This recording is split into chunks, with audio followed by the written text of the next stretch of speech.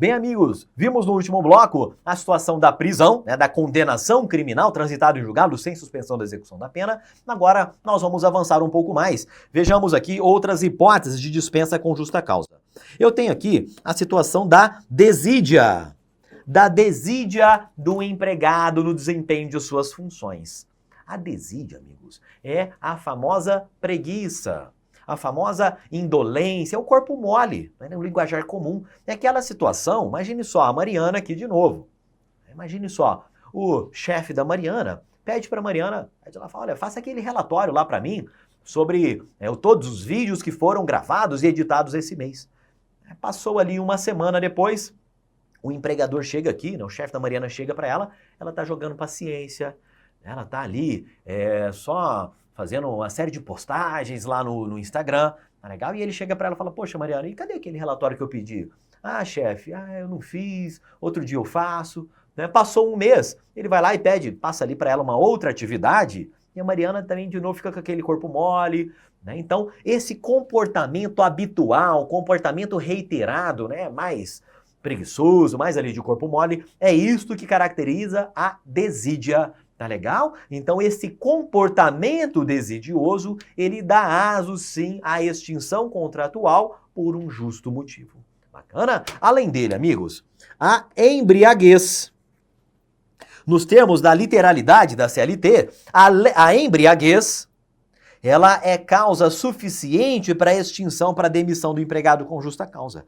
E pode ser a embriaguez habitual, tá legal?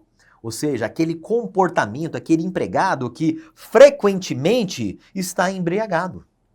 Ou ainda, a embriaguez em serviço. Aqui, amigos, não é necessário ali aquele comportamento reiterado. Simplesmente, a pessoa veio trabalhar embriagada. E eu não vou admitir uma pessoa embriagada aqui no local de trabalho. Então, por este motivo, segundo nos diz a CLT, haveria a possibilidade de dispensar o empregado por justa causa. Esta hipótese é um tanto quanto controversa, por quê? Muitos defendem que a embriaguez, ao menos a embriaguez alcoólica, ela seria uma doença. Legal? Ela seria uma doença. E a partir do ponto em que eu considero a embriaguez uma doença, ora, aplicar uma sanção. Nós estamos falando aqui de uma dispensa com justa causa que é uma sanção. É uma sanção, inclusive a sanção de maior gravidade aqui no direito do trabalho.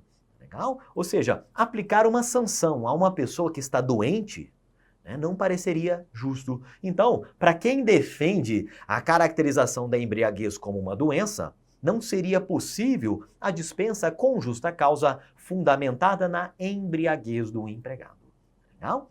Amigos, é importante nós ressaltarmos que aqui nós estamos falando tanto da embriaguez alcoólica, cachaça mesmo, como da embriaguez em razão do uso de tóxicos e entorpecentes. Legal? Então o empregado é usuário de drogas.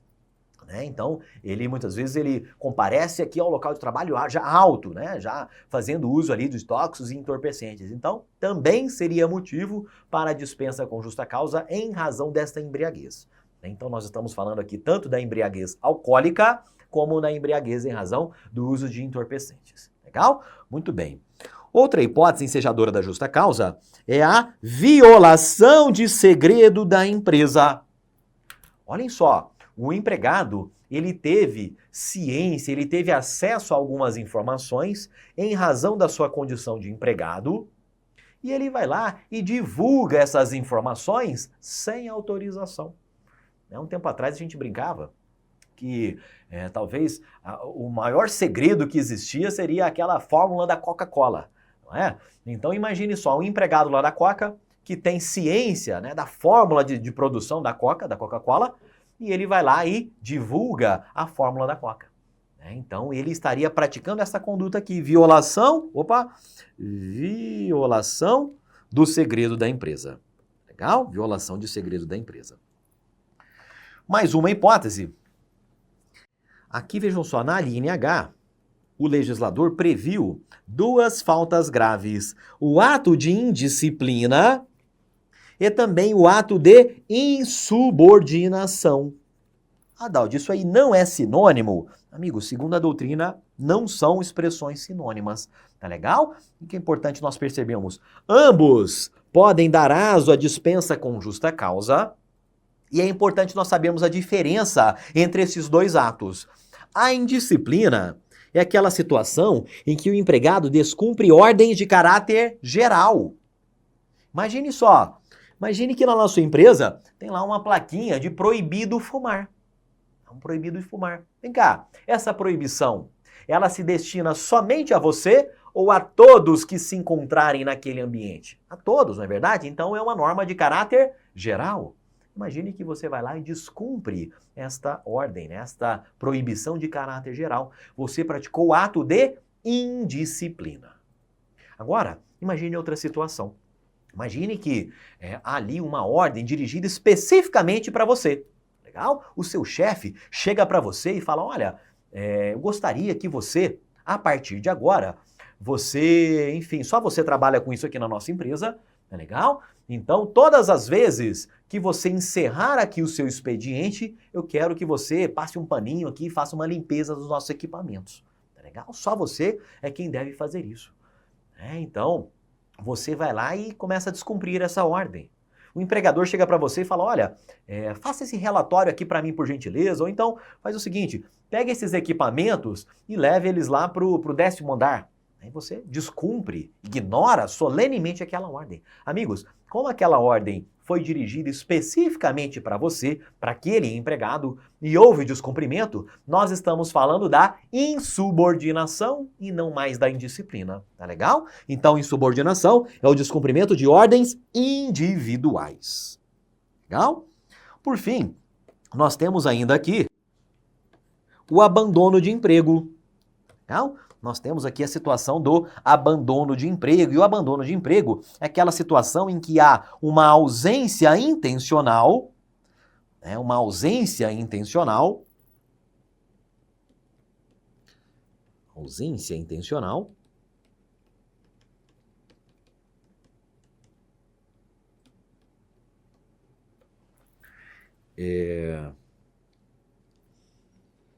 durante determinado tempo. Determinado período. Então, o abandono de emprego, ele possui esses dois componentes aqui. Possui um componente de ordem subjetiva, o chamado elemento subjetivo do abandono de emprego, e um componente aqui de ordem objetiva. Legal? Ou seja, é necessário que exista uma intenção lá no íntimo daquele empregado de parar de trabalhar ali, de fato abandonar o emprego, né? Então subjetivamente, lá no íntimo daquele empregado, ele buscou aquela situação, tá legal? E além disso, é necessário que ele tenha faltado durante um certo tempo, né? Durante ali 10, 15, 20, 30 dias, enfim, é o período de tempo necessário no qual eu vou efetivamente caracterizar o abandono de emprego. E tem-se considerado, presumido o abandono de emprego quando o empregado, ele se ausenta ali pelo prazo de 30 dias. Legal? Então esse é o marco temporal que a jurisprudência do TST tem considerado como sendo necessário para aquele elemento objetivo do abandono de emprego. Legal? Então, a partir ali destes 30 dias, né, que tem se considerado que efetivamente houve o abandono de emprego. Essas faltas injustificadas, essa ausência intencional durante este período de 30 dias, presume-se a ocorrência do abandono de emprego. Tá legal? Então, se ele abandonou o emprego, olá aí, dispensa com justa causa. Né? Ele já não queria trabalhar mesmo aqui. Legal? O que mais, amigos? Sim, a gente traz aqui, inclusive, o teor da súmula 32 do TST, né? Diz que presume-se o abandono de emprego quando ele não retornar ali no prazo de 30 dias. Tá legal? Vejam só a questão de prova nesse sentido. A empresa de calçados Chão Azul Limitada rescindiu o contrato de trabalho com justa causa da empregada Lívia, que estava afastada do emprego, gozando de auxílio doença previdenciário. Na última perícia médica, Lívia teve alta do INSS, mas transcorridos 55 dias, 55 dias, As manchinhas estão nos perseguindo aqui. 55 dias ela não retornou ao trabalho e não justificou o motivo de não retornar. Nesse caso, de acordo com o entendimento simulado do TST, e aí vem. Aqui é para nós aplicarmos aquela falta grave, aquela justa causa do abandono de emprego, lembrando que nos termos da súmula 32 do TST, é de 30 dias o período no qual o abandono é presumido. Tá legal? Então, nessa situação, ela foi dispensada com justa causa, aí agiu corretamente, de fato, a empresa. A letra A diz que agiu corretamente a empresa, uma vez que Lívia possuía o prazo de 15 dias após a cessação do benefício previdenciário para retornar ao trabalho ou justificar o motivo de não fazer. Nós já vimos que isso está errado. Na verdade, ela tem o prazo de 30 dias. E este é o gabarito da questão, é a letra B. Legal? A súmula 32 do TST, ela versa especificamente sobre essa situação. O empregado esteve ali no gozo, usufruindo do benefício previdenciário, foi cessado, foi extinto o benefício previdenciário dele, e ele deveria retornar naquele prazo de 30 dias. Tá legal? Esta é a situação específica da súmula 32, mas tem-se tomado por base este prazo de 30 dias, de um modo geral, também para outras situações. Legal? Aqui as demais alternativas. Vamos ver aqui outra questão de prova. Questão ali do TOR. Torna a vigência do seu contrato de trabalho com a empresa Delta. Vem descumprindo o regulamento de empresa, que proíbe o ingresso de pessoas, exceto se protegidas por equipamentos de segurança, no laboratório da empresa. Tal determinação está afixada no portal de entrada do laboratório. Nessa situação, fica caracterizada a justa causa para a rescisão do contrato, na capitulação prevista como? Olhem só. Aqui, amigos, se o empregado descumpria regulamento de empresa, e a partir do momento em que eu percebo que o regulamento de empresa é uma ordem, é uma determinação de caráter geral, e não dirigida especialmente ao TOR, eu percebo que o TOR praticou um ato de indisciplina. Tá legal? Então o gabarito da nossa questão é justamente aqui a letra E. Praticou ato de indisciplina. Não foi improbidade, porque não mencionou ali atos contrários à lei, não mencionou ali aquele comportamento desidioso, preguiça, compro mole, indolência, não mencionou nenhuma injúria praticada por ele, e nem incontinência de conduta, e nenhum ato praticado ali violador da moral sob um ponto de vista sexual. Tá legal? Então houve aqui um descumprimento do regulamento de empresa, então é ato de indisciplina. Amigos, outros atos que caracterizam a indisciplina, por exemplo, eu tenho uma determinação do empregador que consta de uma ordem de serviço de segurança e saúde do trabalho determinando a utilização de um EPI. Olha só, eu estou trabalhando em uma obra, todos os empregados devem usar ali um capacetinho, eles devem utilizar protetores auriculares ali no ouvido, tá legal? E o empregado, ele recebeu, eu tenho aqui um comprovante de que ele recebeu esses equipamentos, mas ele se recusa a usar. Eu já conversei com ele várias vezes, mas enfim, aquele empregado ele continua ignorando este comando. Amigos, este é um comando geral, todos os empregados devem utilizar ali os EPIs, então se ele está descumprindo, ele está praticando um ato de indisciplina. Legal? Outros casos, amigos, vamos lá. A prática... não vai ter jeito, as manchinhas vão continuar aqui com a gente. A prática de ato lesivo da honra ou da boa fama, praticada no serviço contra qualquer pessoa, ou ofensas físicas nas mesmas condições, salvo em caso de legítima defesa própria ou de outrem. Aqui, vejam só, nós estamos falando de várias situações na mesma linha J. O empregado pratica um ato lesivo da honra ou da boa fama. Vejam só, ele praticou ali um ato de difamação, de injúria, de calúnia, tá legal? Estes seriam atos lesivos da honra ou da boa fama. Ele começa a xingar os colegas de trabalho, a atribuir crimes de modo específico aos colegas de trabalho, tá legal? Então ele vai lá difamar, injuriar, caluniar, não só os colegas de trabalho, mas qualquer pessoa, desde que ele tenha feito isso no serviço.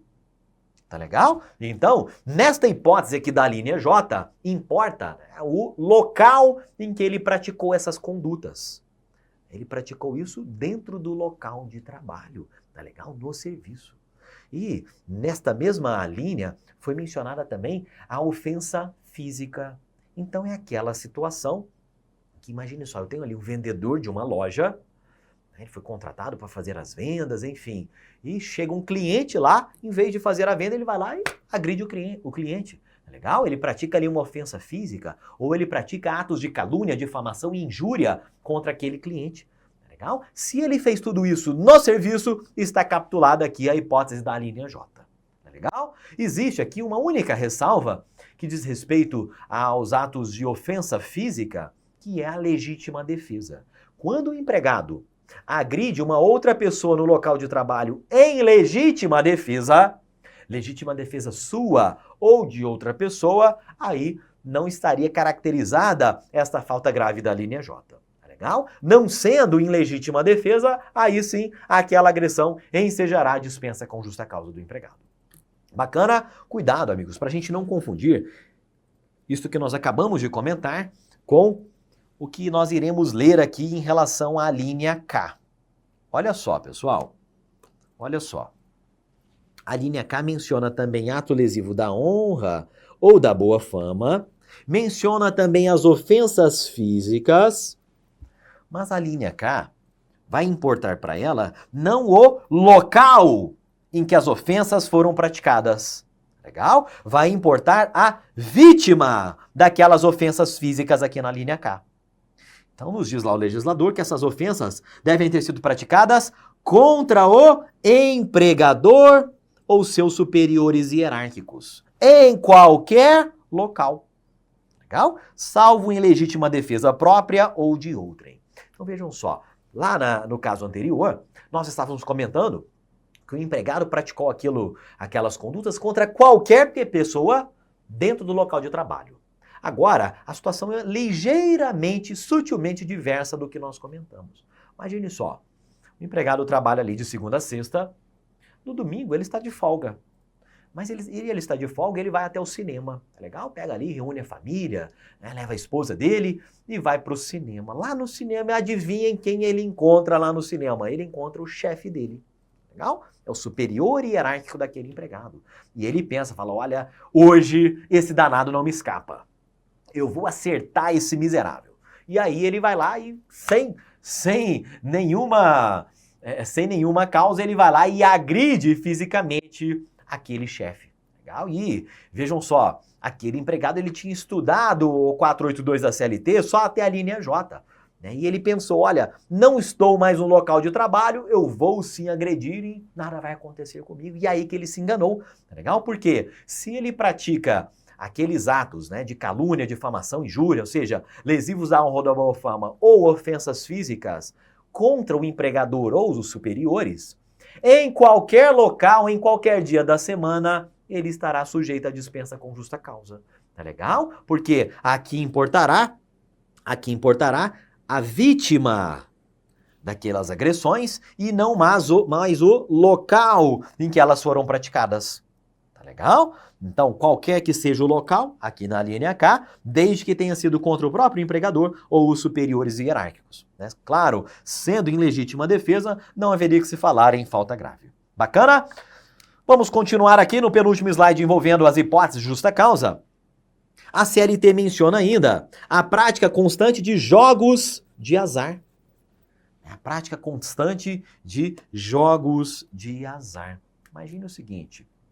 Imagine só que eu tenho lá os empregados lá na minha empresa, tá legal? E eu chego lá no ambiente de trabalho, né? Ninguém está trabalhando, está todo mundo ali, tranquilo, e alguns empregados estão jogando truco. Aí eu peço para eles, olha pessoal, não vamos jogar truco aqui, é jogo, vamos supor que seja um jogo de azar. Vamos evitar aqui jogar esse tipo de jogos de azar aqui no ambiente, mas eles descumprem aquela minha determinação, né? E frequentemente, constantemente, eles são pegos lá jogando, né? Praticando ali aqueles jogos. Então, nesta situação, em razão dessa prática constante de jogos de azar, aqueles empregados poderão ser apenados ali com dispensa com justa causa.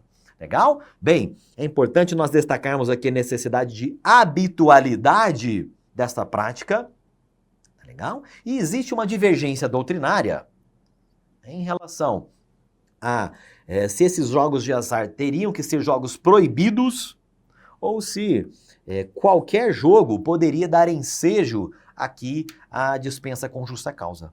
Não há um consenso doutrinário. Uma parte da doutrina defende que qualquer tipo de jogo de azar seria apta a ensejar, a caracterizar aqui a linha L do 482. Já uma outra corrente diz que apenas aqueles jogos proibidos por lei é que, de fato, ensejariam aqui a dispensa com base na linha L, tá legal? Seguindo adiante, nós temos uma hipótese mais recente no texto seletista, que é a linha M do 482. Amigos, muita atenção aqui, porque nós temos um caso, uma hipótese de justa causa que foi inserida por meio da reforma trabalhista, não que passou a vigorar lá em novembro de 2017. Legal? Então, estamos falando aqui da situação em que o empregado perde a sua habilitação ou requisito, tanto os requisitos como habilitações que estejam previstos em lei para o exercício da profissão, legal? E aquela perda decorreu de uma conduta dolosa do empregado. Imagine o seguinte, olha só, eu contratei alguém para atuar como advogado aqui na minha empresa. Legal? Eu precisava aqui de um advogado. E eu sei que a lei estabelece que um dos requisitos para o exercício da advocacia é justamente a carteirinha da OAB, não é verdade? O que aconteceu? Aquele meu empregado já estava aqui trabalhando há 6 meses, há 1 ano, e ele acabou perdendo a sua carteirinha da OAB.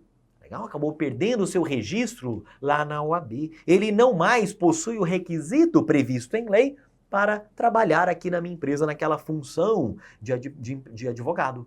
Legal? E vejam, além de ter perdido, é necessário que a perda tenha decorrido de uma conduta dolosa do empregado.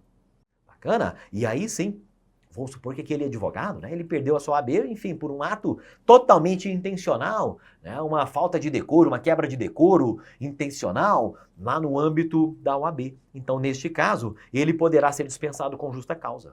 Imagine outro exemplo, amigos. Eu contrato alguém para trabalhar como motorista, legal? Motorista aqui de caminhão. E é necessário, vocês bem sabem, que para atuar como motorista, a legislação exige a Carteira Nacional de Habilitação em determinada categoria. Não é verdade? Imagine só, amigos, que aquele meu motorista, um belo dia, ele vai dirigir, não trabalhando para mim, mas fora do serviço, ele vai dirigir embriagado, ele é pego na blitz do bafômetro e ele perde a carteira dele de habilitação. Não? Houve a perda do requisito legal para aquela atividade de motorista e aquela perda decorreu de uma conduta dolosa. Ele tomou todas e foi dirigir. Legal? Então ele poderia ser dispensado com justa causa, vai perder o emprego. Legal? Bem, lá no parágrafo único do artigo 482, amigos, há menção a uma última hipótese. Nós vamos comentá-la aqui com vocês, que é o seguinte. O legislador previu que constitui igualmente justa causa para a dispensa do empregado, e aí vem, a prática devidamente comprovada em inquérito administrativo, olhem só, anotem aí o trecho mais importante para nós, prática de atos atentatórios à segurança nacional. Legal? Pessoal, apesar de constar esta previsão na CLT, atos atentatórios à segurança nacional, existem fundadas dúvidas quanto à recepção deste dispositivo pela nossa Constituição Federal. Legal? Por quê? Atualmente, considerar alguém culpado por determinada situação ou, eventualmente, esses atos atentatórios à segurança nacional exigem não apenas um simples inquérito administrativo, muitas vezes será exigido ali um processo judicial. Tá legal? Então, esta é uma das razões, mas enfim, por N razões, uma boa parcela da nossa doutrina entende que esse parágrafo único do 482 da CLT não foi recepcionado pela Constituição Federal. Então, a partir daí, não seria mais possível aos empregadores dispensarem por justa causa os seus empregados em razão da prática de atos atentatórios contra a segurança nacional. Legal? É importante nós conhecermos, para fins de prova, os dois raciocínios. Conhecemos tanto a literalidade do parágrafo único, atos atentatórios contra a segurança nacional, e sabemos também deste questionamento doutrinário quanto à efetiva constitucionalidade desse dispositivo. Tá legal? Olhem só. Diante disso, eu vou trazer essa questão de prova para vocês, que diz o seguinte: a prática de ato atentatório à segurança nacional devidamente comprovado por inquérito administrativo enseja a justa causa do empregado para rescisão do contrato de trabalho. Isto aqui, amigos, foi dado como correto pela banca examinadora. Então é por isso que eu trouxe essa questão para nós realmente ficarmos atentos também ao parágrafo único do artigo 482 da CLT. Tá legal? A par deste entendimento doutrinário, desse questionamento quanto à efetiva constitucionalidade do dispositivo, este dispositivo seletista continua sendo cobrado em provas. Tá legal? Questão de prova, pessoal. Olhem só. A empregada Estia trabalhou na Escola de Educação Infantil Pequeno Polegar como instrutora de dança contemporânea e jazz. Nos intervalos das aulas, Estia acessava sites pornográficos em seu celular e praticava atos libidinosos com o porteiro no banheiro dos funcionários. Olhem só a Estia. Além disso, Estia frequentemente fumava. Aqui nós temos uma outra conduta.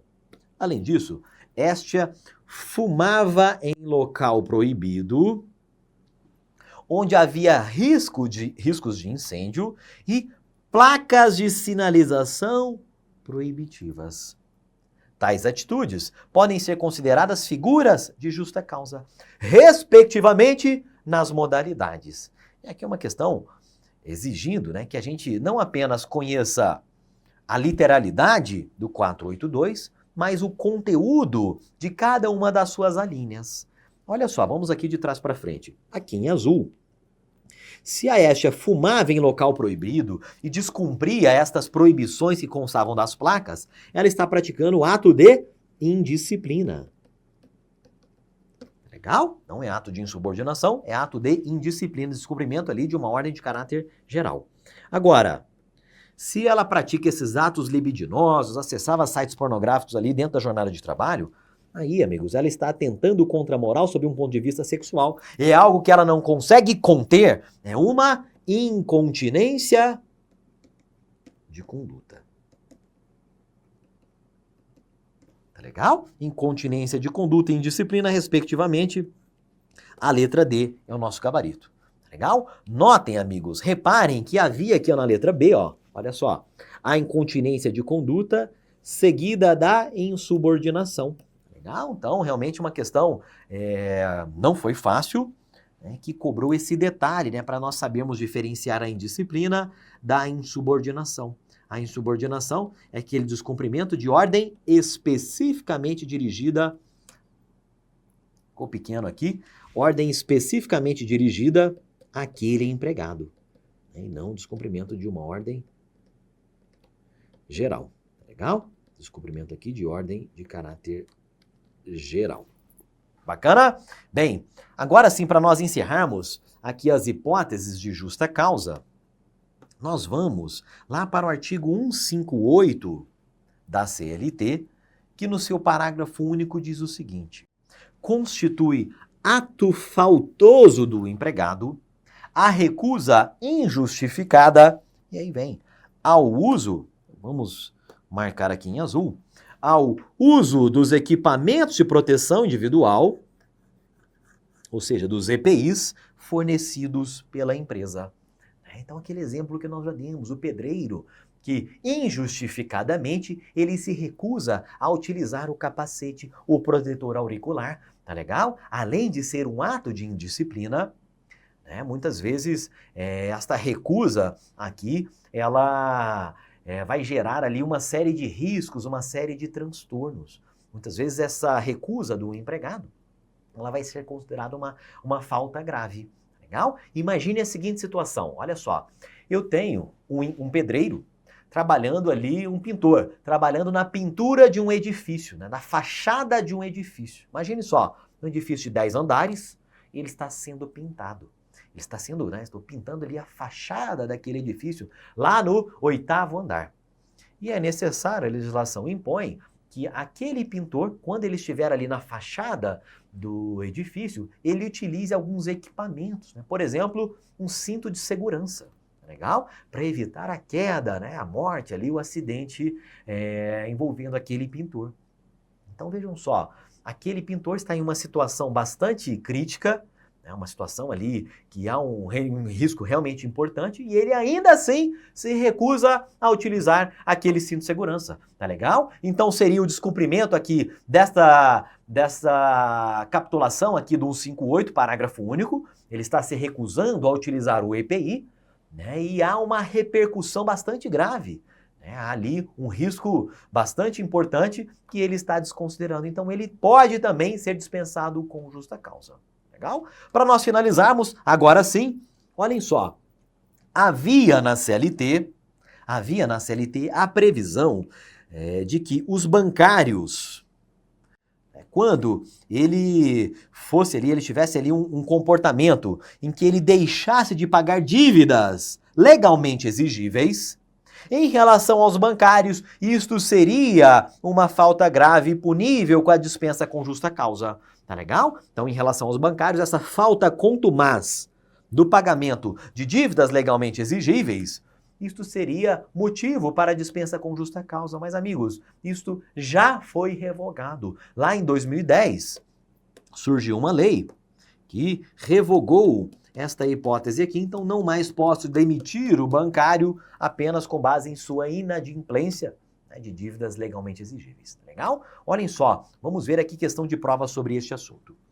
Os empregados seletistas devem observar as normas de segurança e medicina do trabalho, constituindo ato faltoso sua recusa injustificada às instruções de segurança expedidas pelo empregador, ainda a recusa ao uso de EPI. Isso aqui está correto.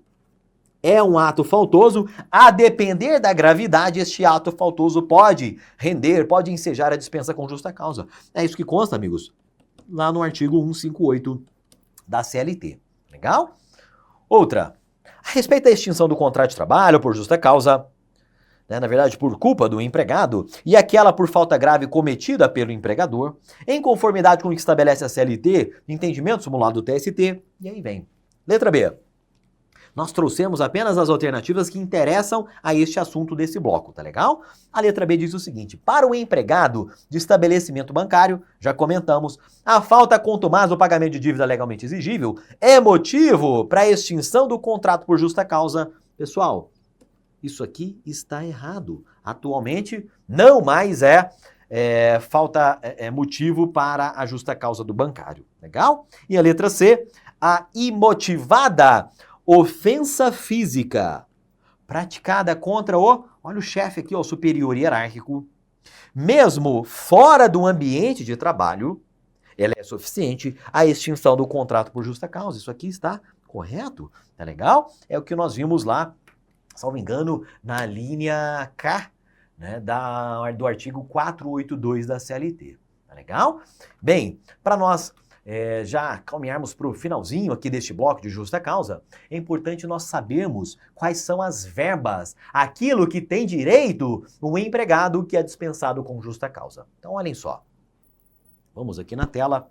Estas são as verbas rescisórias devidas ao empregado que é demitido com justa causa. Ele recebe, amigos, apenas duas parcelas, duas são as importâncias devidas ao empregado dispensado com justa causa. Tá legal? Ele receberá apenas o saldo de salário, ou seja, aqueles dias que ele trabalhou no mês antes de ser dispensado com justa causa, e ele receberá férias. Mas não são todas as férias, mas apenas as férias simples e vencidas. Tá legal? Ele perderá o direito às suas férias proporcionais. Legal? Então, recebe apenas o saldo de salário e as férias simples e vencidas. Dáudio, o que seriam essas férias simples e vencidas? Amigos, grave aí. Ambas se referem a períodos aquisitivos completos, Então ele já trabalhou os 12 meses que deveria trabalhar para adquirir o direito a essas férias aqui. Tá legal? As férias proporcionais, elas se refeririam a períodos aquisitivos incompletos, né? Deveria trabalhar 12, trabalhou 4, 5, 6 meses apenas. Tá legal? Agora, nas simples e nas vencidas, ele já trabalhou lá todos os 12 meses necessários e já adquiriu o direito a essas férias. Legal? Então elas, é claro, acrescidas aqui do terço constitucional, ele fará jus a elas. E a diferença entre elas, né, apenas rapidamente aqui com vocês, é que as férias simples, elas já foram adquiridas pelo empregado, mas ainda está dentro do período em que o empregador pode conceder essas férias ao empregado, tá legal? E as férias vencidas são aquelas em que o empregado já adquiriu o direito e já expirou o período em que o empregador deveria conceder as férias ao empregado. Legal? Então a legislação diz o seguinte, olha, o empregador tem 12 meses para conceder as férias ao empregado. Legal? Então se eu estou dentro desse período, eu chamo essas férias de férias simples. Agora imagine o seguinte, passados esses 12 meses que o empregador tinha para conceder as férias ao empregado, ele não concedeu. Já expirou o chamado período concessivo e ainda assim as férias não foram concedidas. A estas eu dou o nome de férias vencidas. Mas em qualquer delas o empregado fará jus ao seu recebimento, mesmo tendo sido dispensado com justa causa. Ele perderá, amigos, nessa situação, o direito às férias proporcionais, que se referem a períodos aquisitivos incompletos. Também perde direito ao 13º proporcional, perde direito ao aviso prévio, é isso aí, dispensado com justa causa, não tem direito ao aviso prévio. Amigos, ele não tem direito à indenização rescisória, lá calculada com base no FGTS, ele não tem direito a sacar, a movimentar sua conta no FGTS e também não faz jus ao seguro-desemprego. Tá legal? Porque o desemprego aqui considera-se que não foi involuntário. O empregado deu causa à sua situação de desemprego. Tá legal? Então, ele não receberia, não faria jus ao seguro-desemprego. Tá legal? Então vamos lá. Olhem só, uma última questão para encerrarmos este bloco, antes do nosso resuminho. Não é devido o 13º salário proporcional, ainda que a relação de emprego haja findado antes de dezembro, que dezembro é o mês em que eu tenho que pagar ali a integralidade o restante do 13º, tá legal? Então não é hipótese em que é devido o 13º salário, nós temos aqui na letra B a rescisão por justa causa, tá legal? Em todas as demais hipóteses mencionadas aqui nas letras A, B, C e E, será sim devido o 13º proporcional. Legal? Para a gente encerrar, amigos, vamos deixar aqui este mapa mental que nos vai trazer as principais, ou ao menos aquelas hipóteses de justa causa mencionadas no 482 da CLT, todas elas.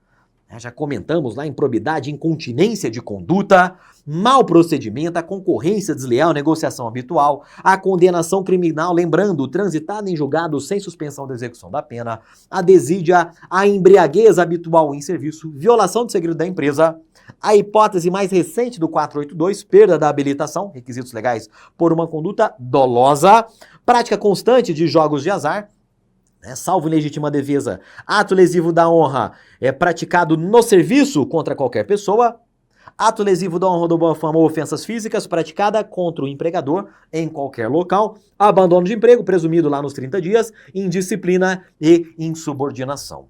Relembrando, nesta hipótese, sendo dispensado com justa causa, recebe apenas saldo de salário, férias simples e vencidas, acrescidas do terço, e ele perde o direito ao aviso prévio, férias proporcionais e 13º proporcional, a indenização rescisória, saque do FGTS seguro-desemprego, nada disso ele fará jus se o contrato for extinto por justa causa. Tá legal? Com isso, amigos, nós encerramos aqui este bloco, Espero que tenha sido útil.